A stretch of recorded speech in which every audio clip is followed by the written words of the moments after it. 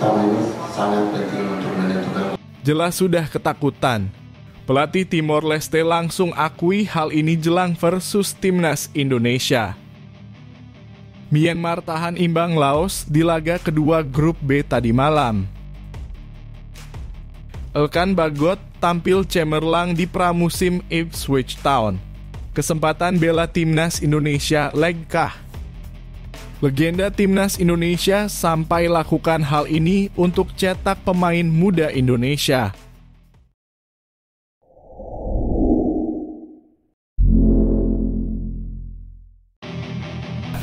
Gak nyangka sampai jujur gini.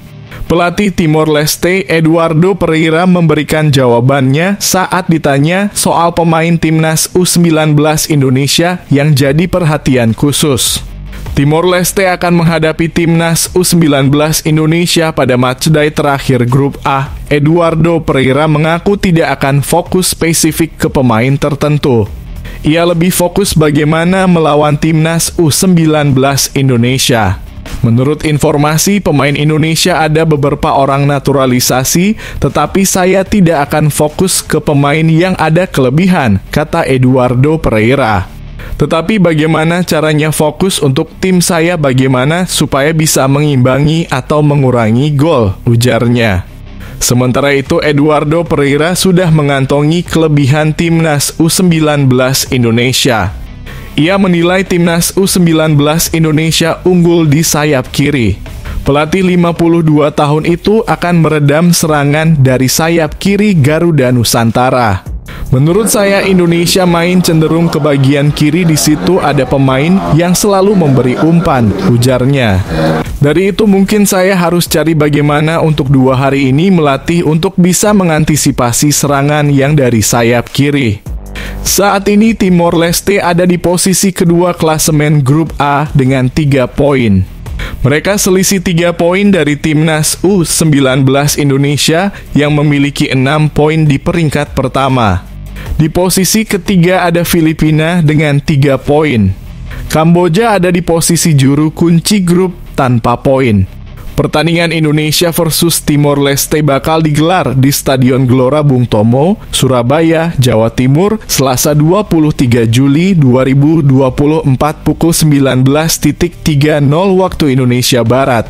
Timnas U19 Myanmar hanya mampu menahan imbang Laos 1-1 dalam laga kedua grup B yang berlangsung di Stadion 10 November, Surabaya, Minggu 21 Juli 2024. Myanmar memimpin lebih dulu melalui gol yang dicetak oleh Shinawana Aung pada menit ke-17. Sementara gol Laos dicetak oleh Peter Panthavong pada menit ke-82. Myanmar U19 memulai pertandingan dengan langsung melakukan serangan ke pertahanan Laos sejak laga dimulai. Selama 5 menit pertandingan dimulai, Myanmar tak membiarkan Laos memegang bola terlalu lama, sehingga mereka menguasai permainan dengan baik. Setelah bertubi-tubi melakukan serangan ke pertahanan Laos, akhirnya kerja sama apik yang ditunjukkan oleh Awelin Tetpaing dan Shinawana Aung berbuah hasil. Myanmar sukses mengubah skor menjadi 1-0 pada menit ke-17 seusai Shinawana Aung mencetak gol. Laos masih mencoba keluar dari tekanan dan bertekad membawa bola ke pertahanan Myanmar.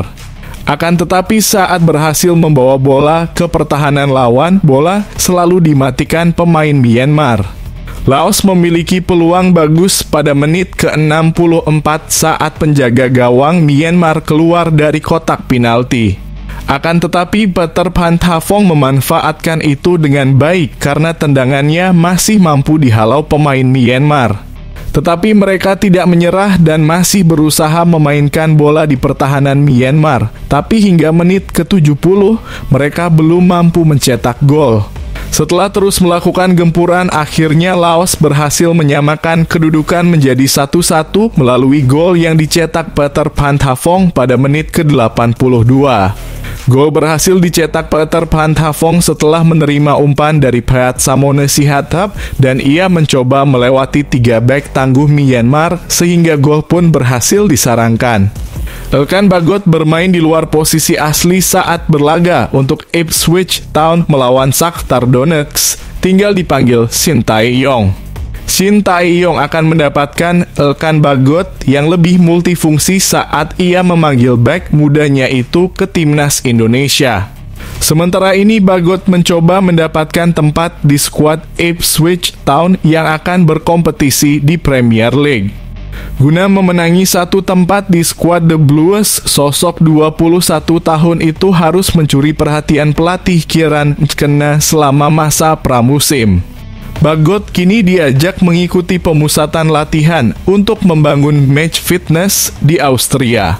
Partisipasi Bagot ini terasa signifikan sebab satu pesaingnya, Axel Tuanzebe, ditinggal di markas klub. Dampaknya, ia akan bersaing dengan Lukewo Olvenden, Cameron Burgess, George Edmundson, dan bek baru James Graves. Dilansir dari EADT, Kieran Kena membagi menit main secara merata kepada para pemainnya. Tak ada pemain yang bermain 90 menit dengan paling banyak melahap 60 menit. Bagot menjadi salah satu pemain yang kebagian selama 30 menit, dimulai sejak menit ke-60. Yang menarik, pemain bertinggi 196 cm itu dicoba di posisi bek kiri, bukan posisi aslinya bek tengah. Bagot di bek kiri, demikian laporan EADT. Bagot berlari di dekat garis tepi mengembalikan bola ke tengah dan disambut usaha Liam Delap yang disetop di garis gawang. Bagi Bagot, penampilan pada laga ini menjadi modal penting untuk menyambut persaingan ketat Liga Inggris. Legenda sepak bola Indonesia Christian Gonzalez membuat geger dengan keputusannya untuk menjual rumah mewahnya di Surabaya.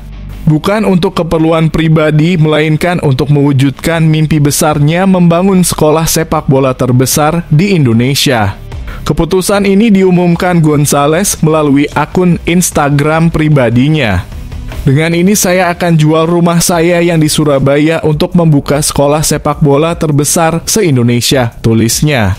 Menanamkan benih sepak bola untuk generasi muda. Mantan pemain naturalisasi timnas Indonesia ini ingin berkontribusi bagi masa depan sepak bola Indonesia dengan mengembangkan bakat-bakat muda di seluruh penjuru negeri. Setelah mimpi almarhum papa saya terwujud untuk menjadi pemain sepak bola yang sukses. Kini saatnya mewujudkan mimpi saya untuk membuka sekolah sepak bola terbesar se-Indonesia. Mohon doanya, ungkap Gonzalez.